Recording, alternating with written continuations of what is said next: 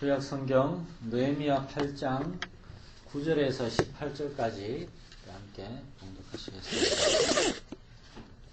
구약성경 738쪽 느헤미야 8장 9절에서 18절까지 저 여러분이 한 절씩 교독하시겠습니다. 느헤미야 8장 9절에서 18절까지입니다.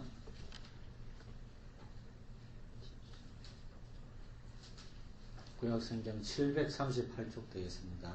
제가 먼저 9절을 읽겠습니다. 백성이 율법의 말씀을 듣고 다 우는지라 총독 느헤미야와 제사장 겸 박사 에스라와 백성을 가르치는 레위 사람들이 모든 백성에게 이르기를 오늘은 너희 하나님 여호와의 성일이니 슬퍼하지 말며 울지 말라 하고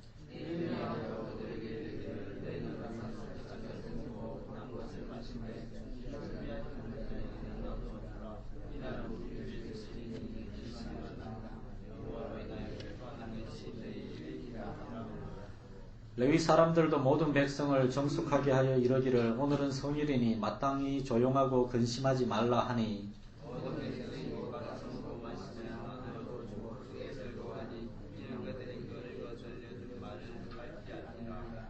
그 이튿날 무 백성의 족장들과 제사장들과 레위 사람들이 율법의 말씀을 밝히 알고자 하여 학사 에스라에게 모여서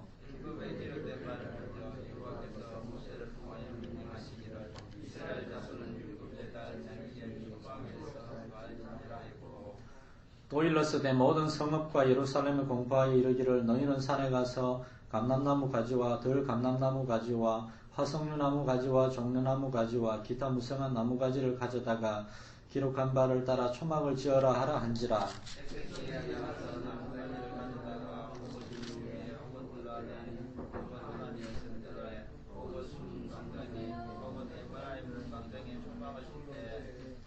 사로잡혔다가 돌아온 회중이 다 초막을 짓고 그 안에서 거하니 눈의 아들 여호수아 때로부터 그날까지 이스라엘 자손이 이같이 행한 일이 없었으므로 이에 크게 기뻐하며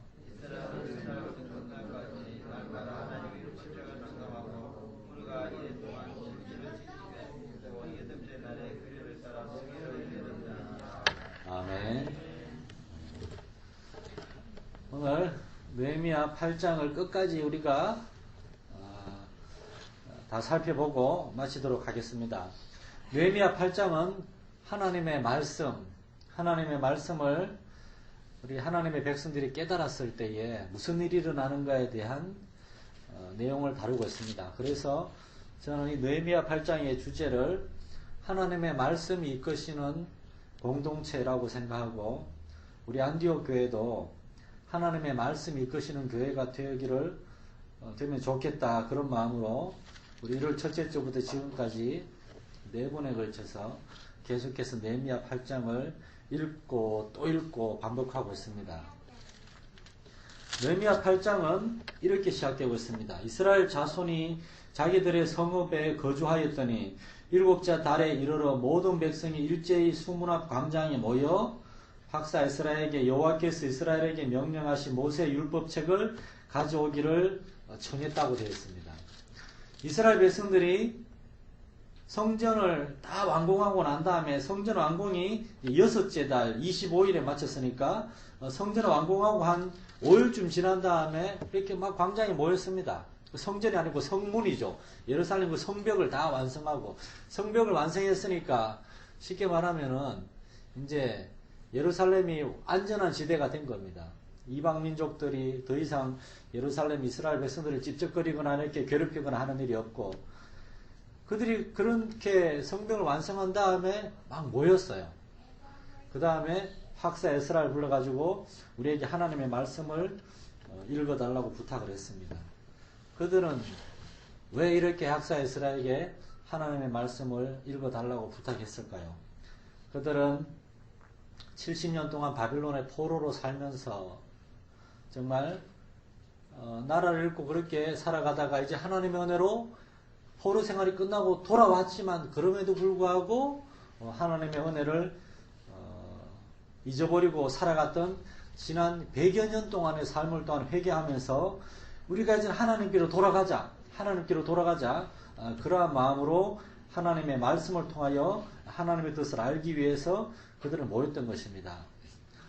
오늘날 우리 한국교회는 기독교가 한국 땅에 들어온 지 한 120년 정도가 지났습니다. 이번 주에 제가 크리스찬 경남신문이라고 크리스찬 경남신문이라고 그게 오더라고요. 그걸 봤는데 그 중간에 한 호주 선교사님 이야기가 있더라고요. 한 호주 선교사님이 이제 1890년대에 한국에 들어와서 복음을 전했는데 대부분이 그 당시 선교사들은 지금으로부터 이제 100년 전의 선교사들이죠. 다 서울에서 활동했습니다. 그런데 이 데이비스 선교사라고 하는 이 오스트레일리아, 호주에서 온 선교사님은 부산에까지 왔더라고요. 그 당시에 서울에서 부산까지 오는 거는 요즘하고 다릅니다. 요즘은 KTX 타면은 뭐 3시간 정도는 오죠. 그런데 거의 한 110년, 120년 전에 서울에서 부산까지 오는데, 그분, 데이비스 선교사님이 부산까지 오면서 썼던 일기들을 그 크리스찬 경남신문에 조금씩 기록을 했어요. 그걸 보니까, 뭐 하루에 30리 걸었다, 뭐 50리 걸었다, 마을들 보고 가다가 산이 나타났다. 그래서 더 갈 수가 없어서 돌아서 갔다. 뭐 그렇게 하면서 거의 뭐 한 2달 가까이 걸려서 서울서 부산까지 오셨더라고요. 그렇게 하고 일기가 끝났어요, 이제. 부산까지 와서 이제, 부산에서 이제 복음을 전했겠죠. 그렇게 선교사들이 120년 전에 한국 땅에 와서 힘들게 복음을 전하고, 선교사님들만 온 게 아닙니다. 선교사님들이 여기 성길이처럼 지금 예배인지 뭔지 아직 잘 모르고 쫑알쫑알하는 5살 성길이처럼 어린아이들 데리고 왔습니다. 근데 어린아이들이 왔는데 어린아이들은 건강하지 못하기 때문에 엄마 아빠인 선교사님들도 한국에 와가지고 뭐 5년 10년 선교하다가 병 걸려 돌아가신 분이 있는데 애들이 일찍 죽은 애들이 많아요. 서울에 가면은 마포구에 양화진 외국인 묘지가 있습니다. 그 양화진 외국인 묘지는 한국에 들어와서 한국 땅에서 이제 죽은 외국인들이 거기 묻히는데 특별히 기독교인들 왜 그게 생겼는가 하면은 1895년에 한국에 들어온 존 헤론이라고 하는 캐나다 선교사님이 6년 만에 그만 한국에서 땅에 죽었습니다. 근데 왜 한국에서 그 당시 이분을 묻을 데가 없는 거예요. 외국인이라고 무덤을 허락해주지 않는 거예요. 그래서 그때 고종 황제가 양화진에 거기에 낡은 땅을 거기에 묻게 해라. 이분이 처음으로 1891년에 묻히고 그 뒤로 선교사들이 다 거기 묻혔습니다. 제가 거기에 가봤는데 어른 선교사들 묘가 있는데 그 옆에 보니까 한 요만하게 된 짧은 비석들이 막 수십 개가 있는데 거기 보니까 애기들 태어난 지 2달 만에 죽은 애들도 있고 뭐 2살, 3살, 5살, 뭐 10살 선교사님들이 자녀들이 죽은 겁니다. 그렇게 한국에 선교사님들이 복음을 들고 들어와서 우리 조선 사람들에게 하나님 말씀을 전하고 때 우상 숭배하고 불교, 뭐 유교, 미신, 뭐 무속신앙 굿하고 그런 우리들에게 천지를 창조하신 살아계신 진짜 하나님, 예수님은 유일하신 참 하나님이라고 그랬잖아요. 세상에 수많은 가짜신들이 아니라 유일하신 참 하나님을 선교사님들이 우리에게 소개해줬고 그분을 모셔드렸을 때 우리 선조들의 마음이 변화되고 술에다가 그냥 뭐 온갖 음란한 짓과 방탕한 생활을 하던 사람들 가정을 돌보지 않고 아내와 자식들을 소홀히 하던 아무렇게나 대하던 그런 조선 사람들이 예수만 믿으면 바뀌는 겁니다. 막 선교사님들이 가르치는 그 회당에 가가지고 거기에서 이렇게 하나님 말씀만 듣고 배우면은 점점 바뀌는 거예요. 그래서 이렇게 사람들이 점점 막 교회에 몰려오고 그래서 1907년은 그때 한국이 굉장히 힘들 때입니다. 일본 우리나라를 막 잡아먹으려고 야욕의 발톱을 막 드러내던 그때인데 한국 교회에 엄청난 부흥이 일어나가지고 1907년 그 한 해에만 뭐 정확한 기록은 아니지만 선교사님들의 보고에 하면 30만 명이 예수님을 믿었다 그럽니다. 할렐루야. 이 30만 명이 우리 마산, 창원, 경남 지역에도 이러한 놀라운 부흥이 일어나가지고 한 해에 30만 명 마산 인구가 41만 명이 돼요. 한 해 30만 명이 돌아오는 역사가 일어나기를 소망합니다.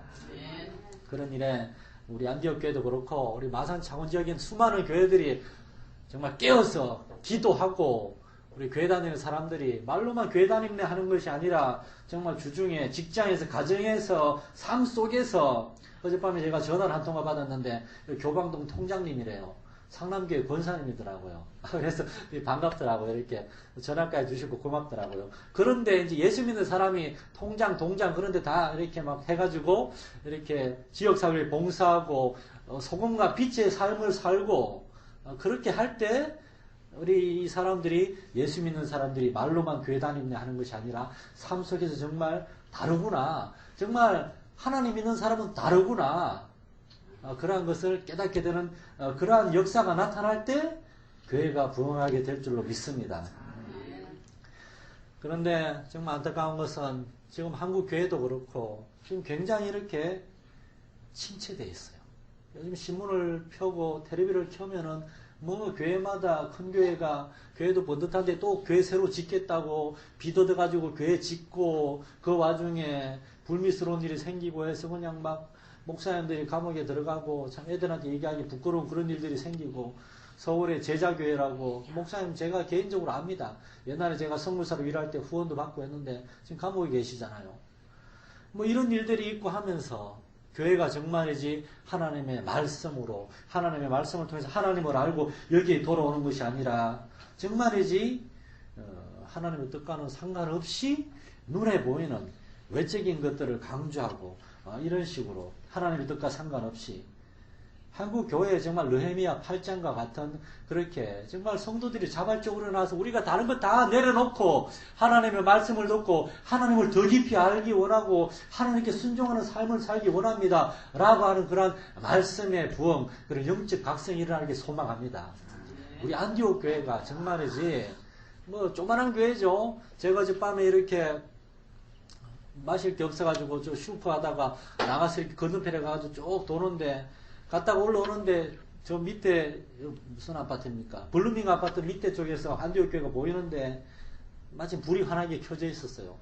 근데 불이 환하게 켜져 있는데 막 너무 그냥 막 가슴이 뭉클하더라고요. 하나님 이렇게 이 지역에 교회가 몇 개 안 되는데 그런데 이 지역에 하나님이 안디옥 교회를 떡하니 세워주셨는데 십자가 불만 밝히고 있는 것이 아니라 정말 사람들이 안디옥 교회에 와가지고 하나님을 알게 되고 정말 이 마산 창원 지역에 불교가 융성하고 우리 교회도 뭐 한때 수십 년 전에 다녔다가 요즘 교회에 좀 나오시는 분이 계시는데 이런 분들 정말 불교 그러한 이 우상 이런 것들 속에서 정말 유일하신 참 하나님을 알기 원하는 사람들이 우리 교회로 막 몰려드는 그러한 일이 일어나게 해주십시오. 기도하면서 이렇게 쭉 올라왔는데 하나님의 말씀이 이끄시는 그런 안디옥 교회가 되기를 소망해가지고 지금 우리가 느헤미야 8장을 계속 묵상하고 있는 것입니다. 이 처음에 1절에 하나님의 말씀을 들으려고 모였던 사람들은 하나님의 말씀을 듣기 원하는 갈급함은 있었지만 거의 포로 생활에서 돌아온 이후에 100년 가까이 예루살렘에는 올바른 예배가 드려지지 않았고 그래서 하나님의 말씀을 올바로 듣지 못했고 그래서 거기 모인 사람들은 사실은 하나님께서 그들의 마음속에 하나님의 말씀을 들어야 되겠다 알아야 되겠다 하는 갈급함을 주셨지만 실제로 하나님의 말씀을 잘 모르는 사람들이었습니다. 그래서 하나님은 거기에 학사 에스라 7장에 보면 학사 에스라가 바벨론 땅에 살다가 예루살렘으로 왔는데 그가 예루살렘에 온 이유는 여호와 율법을 연구하고 준행하고 그 다음에 그것을 예루살렘 사람들에게 가르치겠다는 이러한 이 세 가지 목표를 가지고 왔습니다. 제가 몇 주 전에 말씀드렸지만 저 역시 안디옥 교회에 부임하면서 뭐 여러 가지 원하는 게 있지만 가장 제가 마음에 기도했던 제목 한 가지는 에스라와 같이 하나님의 말씀을 저도 깊이 연구하고 그래서 제가 주중에 오전엔 저한테 연락하지 말라고 부탁드렸잖아요. 오전에 저 무조건 방일 안 하면 저기 마산 도서관에 틀어박혀가지고 성경 읽고 성경 연구하고 설교 준비하는데 집중하고 있습니다. 그리고 그것을 제가 직접 준행하고 저는 하나님의 말씀을 순종하지 않을 여러분한테 백날 얘기해봐야 소용없습니다. 오늘 한국교회 전도의 문이 이렇게 잘 안 열리는 이유는 예수 믿는 사람이 열심히 말은 하지만 그 말한 대로 살지 않기 때문에. 실제로 사람들은 이렇게 얘기한답니다. 당신의 삶의 모습이 확연히 드러나기 때문에 당신의 말하는 소리는 별로 들리지 않습니다. 우리가 말하는 대로 우리가 살 때에 사람들이 우리의 말을 듣는 거죠. 그게 참된 전도고, 저도 역시 하나님의 말씀을 저만 알 것이 아니라 제가 그대로 준행하는 삶을 살기 원하고, 그 다음에 제가 이렇게 깨닫고 경험한 하나님의 말씀을 여러분에게 나누기 원하는 것입니다. 제가 전도사가 된 지 지금 21년이고 목사가 된 지 올해 이제 11년째인데, 그동안 살면서 제가 목회자로 일하면서 교회를 한국에서도 섬기고 말레이시아에서도 선교사로 섬기고 하면서, 말레이시아에 정말 까무잡잡하고 여러분 보기에 제가 시꺼멓죠. 말레이시아 사람하고 비교하면 전 진짜 하얀 겁니다. 정말 이빨만 하얘요. 그 까무잡잡한 말레이시아 사람들, 뭔 말인지도 모르겠는 말레이시아 사람들, 제가 말레이시아를 뭐 2년을 배웠지만 그래도 잘 못해요. 그거 가지고 뜨듬뜨듬 하는 이 설교를 들으려고 몇 사람들이 모이는데, 그 사람들이 한 1년, 2년 듣다가 조금씩 변화가 돼가지고 친구들도 데리고 오고, 야, 정말이지. 내 말이나 내 말 주변이 아니라 그냥 저는 단순하고 무식하게 하나님의 말씀을 계속 가르쳤는데 변화가 되더라고요. 그중에 어떤 학생은 빵 공장에서 일하는데, 빵 가게 만드는 데서 일하는데, 이 친구 빼고는 전부 다 이슬람교 회교 신자예요. 이 친구가 처음에는 그 직장 생활하기 힘들어서 딴 직장으로 옮기면 안 될까요? 막 저한테 상담을 하는데, 뭐 제가 그랬어요. 물론 네가 예수 믿는 사람이 좀 많은 데로 옮겨도 좋겠지만 하나님이 네가 거기에서 전도하기를 원하시지 않을까? 그러니까 내가 겁이 난다 그러면서 꾸준히 다니기 시작했는데, 이 예수 믿는 이 청년 이름이 써나디라는 애인데, 그 빵가게에서 제일 성실하고 제일 부지런하고 제일 거짓말 안 하고 너무 열심히 일하기 때문에 그 사장님이 수많은, 그 사장님도 이슬람 신자인데 수많은 자기와 똑같은 종교 믿는 이슬람 신자들 제껴놓고 얘를 그 부장 비슷하게 책임자를 맡겨두고 얘를 제일 높이고, 얘가 거기서 제일 인정만 일꾼이 돼가지고 이제 걔가 막 전도도 많이 하고 그러면 좋겠지만 아직 겁이 나가지고 그 정도까지 못하고 이렇게 막 열심히 살아가는 모습을 봤습니다. 하나님의 말씀이 얘를 바꾼 겁니다. 하나님의 말씀이 이러한 역사가 있는데, 그래서 제가 하나님의 말씀을 전하기 원하고, 이스라엘 백성들이 모여가지고 에스라를 불러가지고 우리에게 하나님의 말씀을 이렇게 가르쳐달라고 한 것입니다. 그래서 이들이 1절부터 이제 8절까지 에스라와 예루살렘 백성의 지도자들이 이제 7절에 보면 이름이 쭉 나오잖아요. 우리가 지난주에 이름을 일일이 다 한번 살펴봤는데, 뭐 예수와, 바니, 세레비아, 야민, 악굽, 사부대, 호디야, 참 발음하기도 어려운 이런 사람들. 왜 느헤미야는 이 사람들의 이름을 다 기록해 놨을까요? 이 사람들이 학사 에스라와 자기를 도와가지고 예루살렘 사람들에게 하나님의 말씀을 가르친 게 너무나 고맙고 감사해가지고, 여러분 한 사람 한 사람이 소중한 줄 믿으시기 바랍니다. 이제 원로 목사님 네 분 이제 지난주에 원로 목사 추대시가지고 은퇴하셨는데, 아주 고생에 들어가서 할 때 새벽마다 기도하실 때에 안디옥 교회 생각하면은 그냥 이렇게 기도할까요? 하나님 우리 안디옥 교회 성도들 다 축복해 주세요. 이렇게 기도할까요? 안디옥 교회 성도들 여러분 한 사람 한 사람 이름, 뭐 박일수 장로님, 한홍심 집사님, 뭐 김명희 군사님, 뭐 이름 한 사람 한 사람이 다 기억날 것이고, 한 사람 한 사람 이름을 하나님 앞에 다 올려드릴 거예요. 왜냐하면 한 사람 한 사람이 다 소중하니까. 다 동역자고. 그래서 느헤미야는 여기에 이름을 쓴 겁니다. 우리는 그냥 발음도 어려운데 그냥 넘어가면 안 되겠나 싶은데 이 한 사람 한 사람 이름이 소중한 것입니다. 느헤미야서를 지금 우리도 받아보지만 이 당시에 이스라엘 백성들도 받아봤을 거예요. 이 예수아라는 사람의 후손들이 여기에 우리 조상님 우리 할아버지 예수아 할아버지 나오네. 우리 할아버지가 옛날에 에스라와 느헤미야를 도와서 예루살렘 사람들을 섬기고 가르쳤구나. 야 정말 자랑스럽다. 하나님께 감사하다. 그런 마음을 가졌을 겁니다. 여기 유빈이, 은빈이 애들이 커가지고 이제 안디옥 교회 이제 집사님도 되고 이제 할 때에 우리 안디옥 교회 옛날에 우리 할아버지가 장로님으로 또 우리 아버지도 장로님으로 될 줄 믿습니다. 막 우리 교회를 막 위에 섬긴 거, 야, 그걸 자랑스럽게 생각할 날이 올 것입니다.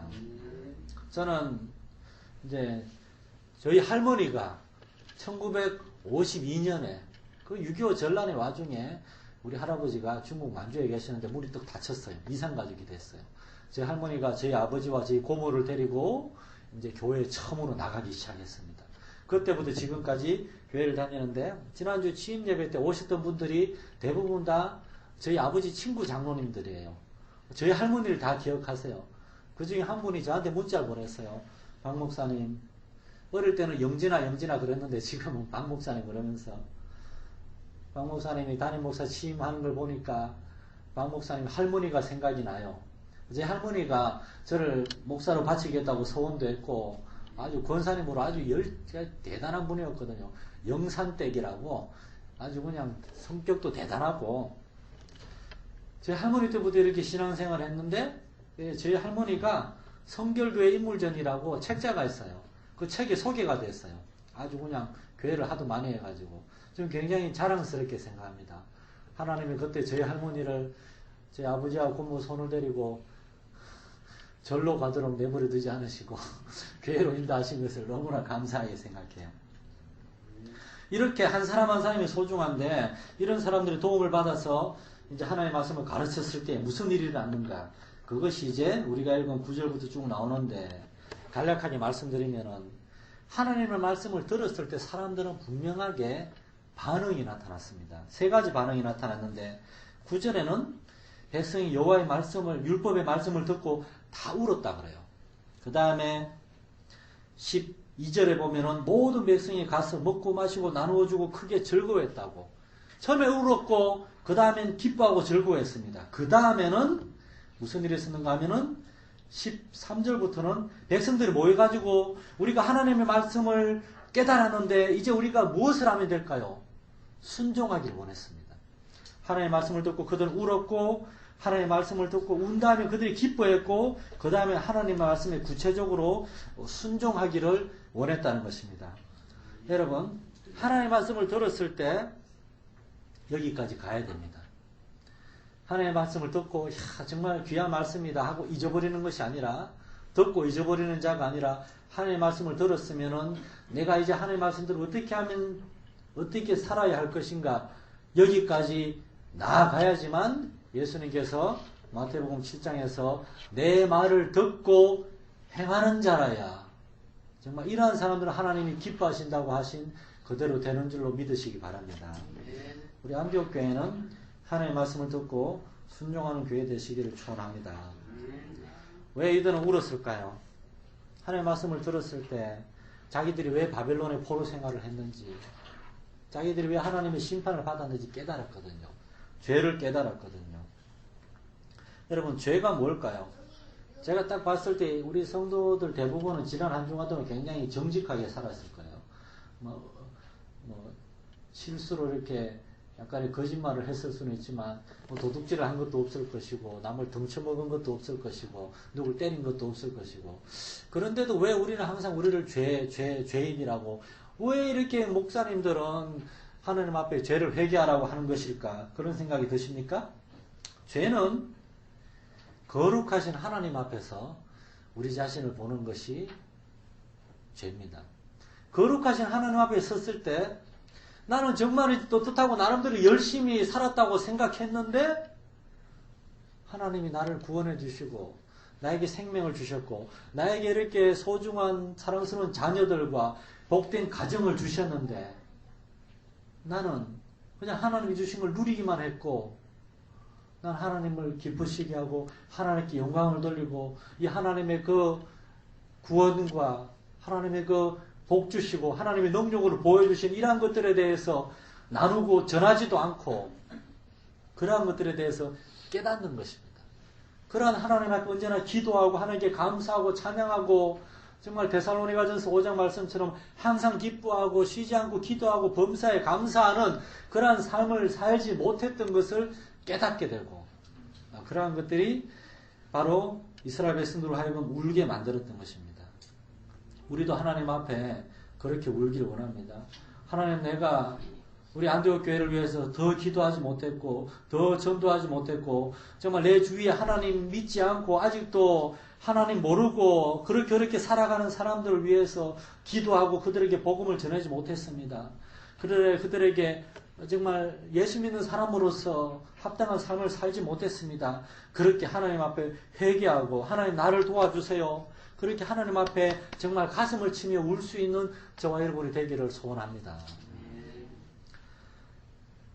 이러할 때 우리는 울게 되는 것입니다. 그래서 마태복음 5장 3절에서 4절에서 예수님은 팔복에 대해서 얘기하시면서 애통하는 자는 복이 있다니 그들이 위로를 받을 것이라고 했어요. 왜 애통을 한단 말입니까? 이것 때문에 애통하는 것입니다. 하나님 앞에서 나의 게으름과 나의 불순종과 나의 영적 태만함과 하나님 주신 그러한 구원의 은혜와 그러한 축복들을 그냥 나만 누리고 살았던 것들에 대해서 회개하고 하나님도 하나님 없이 그 토요일날 오후가 되면은 토요일 오후 5시에 텔레비전에서 뭐 별의별 재미있는 쇼프를 많이 하는데 KBS에 보면은 사랑의 리퀘스트라고 어쩌다 이제 보신 분들이 계실 건데 우리나라와 전 세계 가난하고 고통스럽게 살아가는 사람들 그들을 찾아가서 그들의 어렵고 힘든 실상을 소개해주고 뭐 ARS 전화나 아니면 그 통장으로 계좌로 그들에게 후원금을 보내가지고 그들을 도와주는 그러한 프로가 있습니다. 전 토요일마다 여기 몇 통씩 전화를 해서 뭐 어떨 때는 10,000원, 어떨 때는 뭐 6,000원씩 이렇게 후원을 하곤 하는데 거기 보면은 정말 이제 힘들게 살아가는 사람들 우리 주위에 얼마나 많은지 모릅니다. 그런데 그 사람들 중에서 어떤 사람들은 예수 믿는 사람들이에요. 그러니까 이 땅에서 비록 힘들고 고통스럽게 살아가지만 그들에게는 영원한 하늘나라의 소망이 있어요. 그런데 어떤 사람들은 그 힘들고 고통스럽고 불행한 상황 가운데서 하나님도 모르고 그렇게 살아갑니다. 그리고 마음이 너무나 답답하고 아파요. 그러면서 막 저도 모르게 저도 목사지 않습니까? 제가 뭐 사람을 때리겠습니까? 거짓말 하겠습니까? 제가 무슨 그런 세상적으로 법에 어긋나는 그런 나쁜 짓을 하겠습니까? 그럼에도 불구하고 그러한 프로를 볼 때마다 그러한 사람들이 내 주위에 있는 것 때문에 그냥 괜히 내가 하나님 앞에 죄송해요. 저들을 위해서 내가 하는 것도 없고 내가 섬긴 것도 없고 내가 해준 것도 없고 내가 가만히 있는 것이 너무나 죄송해서 우리 성도들 가운데에도 육신의 질병이나 여러가지 경제적인 어려움이나 여러가지 아픔으로 어려워하는 사람들 내가 이들의 담임 목사로서 이들을 위해 더 기도해 주지 못하고 이들을 위해 더 실제적으로 도와주지 못하고 내가 너무나 무능하다. 항상 이러한 것들로 눈물을 흘리고 애통해야 되는데 항상 그러지 못해서 참 너무 안타까운데 이러한 모든 것들 때문에 우리는 슬퍼하고 애통해할 수 있어야 된다는 것입니다. 그런데 이것은 오직 하나님께서 우리에게 말씀을 깨닫게 하시고 우리의 마음에 은혜를 주실 때 이렇게 되는 줄로 믿으시기 바랍니다. 그러므로 여러분 그렇게 기도하시기 바랍니다. 하나님 나에게 눈물을 주십시오. 내가 애통할 수 있게 해주십시오. 하나님 모르고 죄악 가운데 살아가는 내 주변의 사람들 정말 하나님의 오늘 사랑을 깨닫지 못하고 살아가는 그러한 사람들을 보면서 울 수 있는 그러한 눈물을 주십시오라고 기도할 수 있기를 소원합니다. 그런데 이스라엘 백성들은 거기서 그치지 않고 그럼에도 불구하고 하나님께서 그들을 구원하여 주셨다는 사실을 깨달았을 때에 하나님께 기뻐하고 감사했습니다. 물론 순서가 중요합니다. 먼저는 하나님의 거룩하심과 그 은혜 앞에서 그것을 깨닫지 못하고 우리 자신만 생각하며 살아가던 그러한 이기적이고 세상적인 그러한 우리의 정말 연약함에 대해서 깨닫고 먼저 울 수 있어야 되고 애통할 수 있어야 되고 그 이후에야 하나님의 그러한 용서와 구원을 받아들일 수 있는 것입니다. 그래서 신앙 교리집이 있는데 그 교리집에 보면 제일 첫 번째 문항이 이렇게 되어 있습니다. 사람의 제일 되는 목적은 무엇입니까? 사람의 제일 되는 목적은 하나님을 영화롭게 하는 것과 하나님을 영원토록 즐거워하는 것입니다. 우리 예수 믿는 사람들은 하나님 앞에서 기뻐해야 되는 줄 믿으시기 바랍니다. 우리의 기쁨과 우리의 감사가 정말 다른 사람에게 보여지고 여기 보면은 모든 백성이 12절에 보면 가서 먹고 마시고 나누어 줬다 그래요. 가난한 사람도 있고 돈 많은 먹을 거 많은 사람도 있으니까 막 기뻐하고 감사하면서 자기들이 먹을 것과 소유를 나누어 줬다는 것입니다. 하나님의 영이 임하시고 하나님의 은혜가 임하는 자리에는 나눔이 있는 줄 믿으시기 바랍니다. 사도행전 2장에 보면은 예루살렘에 베드로가 복음을 전해가지고 3,000명이 예수를 믿고 교회에 들어왔는데 그중에 어떤 사람들은 가난하고 집이 저 먼 데서 예루살렘에 그 오순절 6월주 축제 때문에 온 사람들이 기 때문에 먹을 것이 없었어요. 그때 보면 성도들이 모여가지고 필요를 서로 나누어주고 모든 물건을 서로 통용했다고 되어 있습니다. 그때 믿는 사람들이 주변 사람들에게 칭송을 받고 하나님께서 구원받는 사람을 날마다 대해주셨습니다. 우리 안디옥 교회가 서로를 이렇게 위해서 기도해 줄 뿐만 아니라 실제적으로 나누고 도와줄 수 있는 공동체가 되기를 축원합니다. 나아가가지고 우리가 작고 연약한 교회, 이 말 안 쓰려고 그랬는데 많이 들어가지고 안디옥 교회 그러면 전부 다 작고 연약한 그래서 그냥 바꾸기로 했습니다. 우리 안디옥 교회가 아담한 교회지만 그러나 하나님께서 우리에게 주신 은혜, 콩 한쪽도 나눠 먹는다고. 우린 콩 한쪽보단 더 있잖아요. 우리가 비록 아담한 교회지만 그래도 우리 원로 목사님 얘기 듣고 하니까 그래도 선교비를 보내고 했더라고요. 그래서 뭐 저보고 안 보내도 됩니다. 그런데 제가 그냥 그대로 보내죠. 그랬습니다. 그냥. 할렐루야. 이렇게 없지만 그럼에도 불구하고 나누면 하나님께서 계속 채워주실 줄로 믿습니다. 지난주에 보세요. 우리 한 100명 올까 생각해가지고 저철하게 준비했는데 뭐 한 200명 가까이 왔다고 그러고 식사 한 분도 170명이 넘는다 그러고 하나님께서 우리 원로 목사 4분과 우리 안도교회 성도들을 위로하기 위해서 이렇게 많은 정말 성도들을 보내주신 줄 믿습니다. 그런 겁니다. 애들 찬양했습니다. 사랑은 참으로 나누는 것. 나누면 이게 돌아가가지고 다시 우리한테 온다는 것입니다. 마지막으로 이러한 하나님의 은혜를 체험한 사람은 순종하기를 원하는 것입니다. 그들은 초막절을 지켰습니다. 초막절은 애굽에서 구원해 주시고 가나안 땅으로 인도해 주신 하나님의 은혜를 기억하면서 40년 동안 광야에서 그 초막에서 살았다는 걸 기억하면서 지금 예루살렘에 집이 있지만 나와가지고 초막을 지어놓고 거기에 7일 동안 텐트 생활을 하면서 하나님의 그 구원의 은혜와 가나안으로 인도해 주신 하나님의 그 은총을 기억하는 절기입니다. 저와 여러분이 하나님의 은혜를 기억하기 원합니다. 지금 우리가 뭐 물질적으로 풍족하고 그렇지 못할지라도 그럼에도 불구하고 하나님께서 우리에게 먹을 것, 입을 것, 마실 것을 허락하시고 집을 허락하시고 이렇게 우리를 지켜주신 것들 하나님께 감사하고 하나님 이러한 하나님의 은혜를 내가 어떻게 하면 다른 사람들과 나눌 수 있겠습니까? 라고 하나님께 기도하게 되고 그렇게 할 때 하나님께서 우리에게 어떻게 우리가 하나님을 섬길 수 있을 것인지 깨닫게 해 주실 것입니다. 우리 교회적으로도 그렇고 우리 성도들 개개인의 삶에서도 그렇고 우리가 하나님의 은혜를 받은 대로 하나님의 말씀을 듣고 깨달은 대로 순종할 수 있기를 축원합니다. 제가 수요일날도 말씀드렸지만 제가 말레이시아 있을 때 거기가 태국인데 태국에 종종 갔었는데 거기 신학교가 하나 있어요. 그 신학교 이제 사찰, 소사라 그러죠. 요새는 그런 말 안 쓰지만 관리하는 분은 70세가 넘은 할아버지였습니다. 건축계도 일을 하셨는데 은퇴하시고 그냥 집에서 노후를 조용히 보낼 수도 있는데 그 태국에 잠깐 단기 선교 왔다가 그 신학교가 너무 건물이 낡아 빠졌는데 손볼 사람이 없는 걸 보고 이분이 사모님은 한국에 있고 혼자 와가지고 그 소사로 거기에서 제가 알기로 아마 7년 가까이 그 학교 수리하고 학생들 기숙사 지어주고 그러다가 나중에 이제 70대 후반이 돼가지고 건강이 허락하지 않아서 태국이 엄청나게 덥고 그렇거든요. 이제 한국으로 돌아오는 걸 봤습니다. 이분은 하나님의 말씀을 묵상하고 할 때 하나님께서 나에게 선교지에 가서 이렇게 일하라고 부르시는구나를 깨닫고 간 것입니다. 여러분이 하나님께 예배드리고 기도하고 말씀을 들을 때에 여러분 각자에게 하나님이 맡기신 일들이 있는 줄 믿으시기 바랍니다. 하나님 여러분 보고 전부 다 태국으로 가라 그러진 않으실 거니까 걱정하지 마세요. 여러분의 처한 환경에서 맡기신 일이 있습니다. 하나님이 여러분한테 섬기라고 보여주시는 사람들이 있을 것입니다. 그들을 위해 기도하고 그들을 섬기고 복음을 전할 때에 하나님께서 그들 가운데 놀라운 일들 이루어 주실 것입니다. 우리 아까 장로님 기도대로 우리 안디옥 교회가 정말이지 부흥하고 하나님께 쓰임받는 교회가 되길 원하는데 그것을 위해서는 우리 개개인의 이러한 기도와 말씀에 집중하고 하나님께 순종하는 이러한 작은 첫걸음을 떼는 데서부터 시작되는 줄 믿으시기 바랍니다. 기도하시겠습니다.